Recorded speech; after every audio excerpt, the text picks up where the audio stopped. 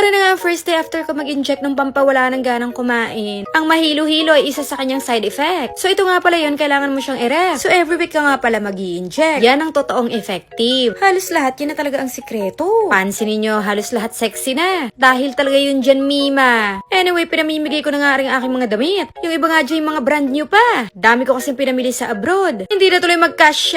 Pamimigay ko na nga lang sa mga hipag kong hilaw. So 4 kyaw yung ini-inject. Yun ay good for 6 weeks. Hindi ako nagbebenta ha. Anyway, may peke nga pala niyan ha. Sa legit dapat kayo bumili, Mima. Para effective talaga. Pero pag first timer kayo, ang first day nyo parang tinatrangkaso. Ganyan din yung pinagawa ko dati sa clinic. Kaso yun ay mas malupit. Apakabilis. Kaso nga may suka-suka effect. Sa first day lang naman iyon. Kaso ang schedule ko ngayon ay loaded. Kaya hindi pwede sa akin yun. Miss yung Glaskin serum nga pala yung nilalagay ko sa face. Sold out yan lagi. Sobra kasing effective. Eto naman si Miss yung serum lotion. Ang serum ng inyong body. Anyway, kayo mag-i-inject sa tiyan nyo ha. Zero pay naman yun, Mima. Hindi siya masakit talaga. Weekly yun ginagawa. Ang effect nakakawalang gana. Hindi ka mapapakain talaga. Ari namang si Miss yung retinol serum magaling rin sa pimple marks. Sa mga dark spot gaya ng kuyukot. Sa mga peklat na malilit sa binti. Lakas makaputi.